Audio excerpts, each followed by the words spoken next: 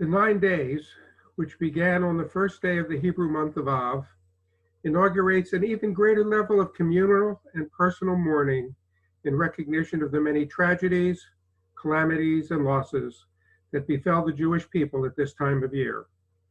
As we are taught in the Mishnah, when the month of Av begins, we Jews reduce our joy. Yet is that promise of redemption, which nevertheless makes this period one of hope and anticipation. As we learn in the Talmud, all who mourn the destruction of Jerusalem will merit to rejoice in its rebuilding. Loss comes in many forms. Some are personal, others are communal. Over the past several months, due to the coronavirus, people all over the world have suffered the loss of life, health, human contact and companionship, personal freedom, and everything else that made up of what we understood to be normal. What might we Jews learn from our past that will make this period of loss one of hope for the future? We are introduced to the concept of loss in the Torah as early as the second chapter of the book of Genesis, where we read of Adam and Eve who suffered the loss of their comfortable lives in Eden and were forced out to fend for themselves. And as described throughout the majority of the Torah text, Jews would suffer loss after loss after loss. For example, Abraham lost his firstborn son, Ishmael, who was banished into the wilderness. Esau, Isaac's firstborn son, lost his birthright to Jacob, who later on believed he had lost his favorite son, Joseph, to wild animals. Joseph lost his freedom, having been sold into slavery and later imprisoned. The entire Israelite nation lost their freedom to a Pharaoh who did not know Joseph. Aaron lost two of his sons when they brought alien fire before Adonai.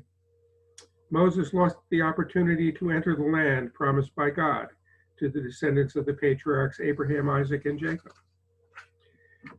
We deal with loss in our own individual ways, even when we are in the presence of others who have suffered the same loss. The Torah describes several ways that those mentioned above and others have dealt with their loss. As an example, Jacob, mourning what he believed to be the loss of Joseph, rent his clothes, put sackcloth on his loins, and observed mourning for several days. Aaron, mourning the loss of his two sons, Nadav and Avihu, fell silent, and he was instructed to not bare his head or rent his clothes. And after God told Moses he could view but not enter the land across the Jordan, he blessed the Israelites as he bid them farewell before he died. One way Jews have dealt with tragedy and loss over the millennia is by declaring a fast day. And today there is one major and several minor fast days on the Jewish calendar, in addition to the biblically prescribed fast on Yom Kippur, when we afflict our souls in order that we may be absolved of our sins. Those other fast days mark tragedies, such as the killing of the firstborn sons by Pharaoh, the beginning of the siege of Jerusalem, the breaching of the walls of Jerusalem, and of course, on Tisha B'Av, the destruction of both temples. Among other tragedies our tradition understands to have occurred on that day is one from recent memory, the mass deportation of Jews from the Warsaw Ghetto in 1942.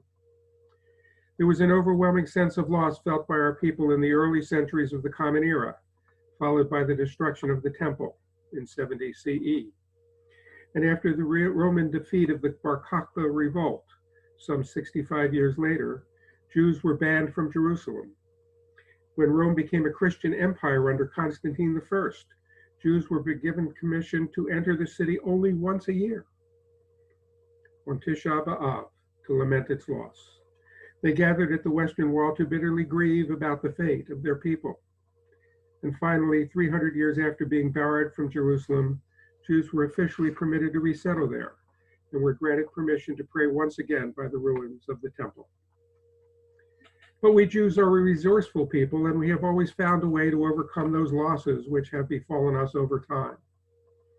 From the rubble of the temple, synagogues grew, and prayer became the substitute for animal sacrifice, something which every Jew could do and which didn't require the intermediary of the Kohanim, the priests. From the ashes of the Shoah grew the modern state of Israel with its promise of a homeland for every Jew who wished to make Israel his or her home. Individual Jews as well have found creative ways of overcoming personal loss. Bernard Friedenberg, Zichron Livracha, was born in Poland and survived the Shoah. Rather than becoming embittered, Bernie went to Palestine to fight in Israel's War of Independence. Later, he moved to England and then Canada, where he found a way to make a living before meeting his bride and moving to Connecticut. He was a skilled cabinet maker and craftsman, and examples of his handiwork can be seen in the cabinets for Holocaust scrolls, talit racks, and other items which can be found in various synagogues around New England. In addition, he generously fixed broken pieces of furniture for all who asked. Bernie turned his loss into a life of service. A friend and colleague, Rabbi Margaret Fish Klein, a victim of sexual assault several decades ago, also turned her loss into energy to serve others. Among other endeavors, she recently authored a book about using the Jewish calendar to help survivors of trauma from domestic abuse and sexual assault learn not only how to survive again, but how to thrive. Another friend and colleague, Rabbi Liana Marit, was dealing with the loss that accompanies a divorce. She too found a creative way to mourn and to heal. As she sat in the room waiting for the writing of the get to be completed, she began untying the knots of the tzitzit on her talit. And after she accepted the get, she observed a period of mourning, followed by which she immersed in a mikveh. Finally, she retied the knots on her tzitzit, declaring herself whole once again. And one more friend, a traditional but not Orthodox Jew, recently wrote that she found herself in Israel last summer when the date of her mother's yahrzeit approached. She found it difficult to locate a minyan in the area where she was living that would rather enable her to say Kaddish for her mother. Connected by phone with a local rabbi who gave her directions for a Sephardic minyan, she walked there and noticed a young Sephardic woman sitting alone outside the area where the service was being held. She sat next to the woman, and as there was no place else for her to seat, the two strangers from completely different worlds, whom life had brought together for but a few moments in time. And they each told one another their stories, and the woman asked about my friend's mother, connecting them in a way that would have been virtually impossible in any other place or time. And after asking for my friend's mother's name, she offered a blessing in that name. And later on, she told my friend, listen, they are saying Kaddish. My friend jumped to her feet and joined in the recitation of that prayer. A few minutes later, she joined in another Kaddish while standing in her place. My friend reported that she felt her mother's presence more viscerally that day than at any other time she had said Kaddish for her.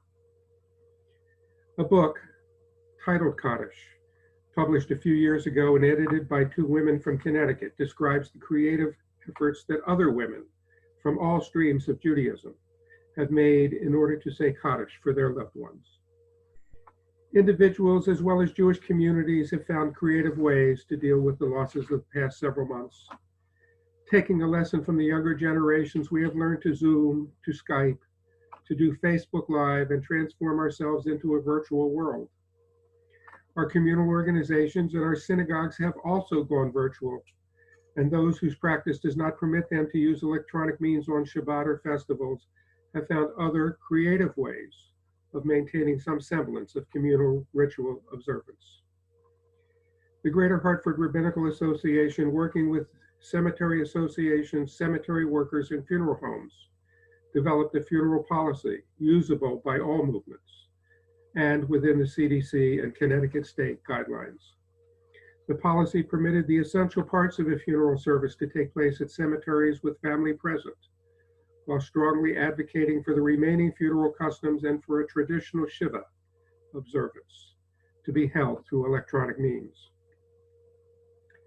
Among the traditional mourning rituals on Tisha B'Av are the Keynote, complicated liturgical poems that reflect upon themes of tragedy and loss, principally but not exclusively, dealing with the destruction of the two temples. Perhaps the most familiar of the Keynote is Eli Tzion, which both begins and ends by asking us to lament as a woman in the pangs of birth, or the woman mourning for the husband of her youth. In the middle, the keynote lists the sins which caused so much destruction.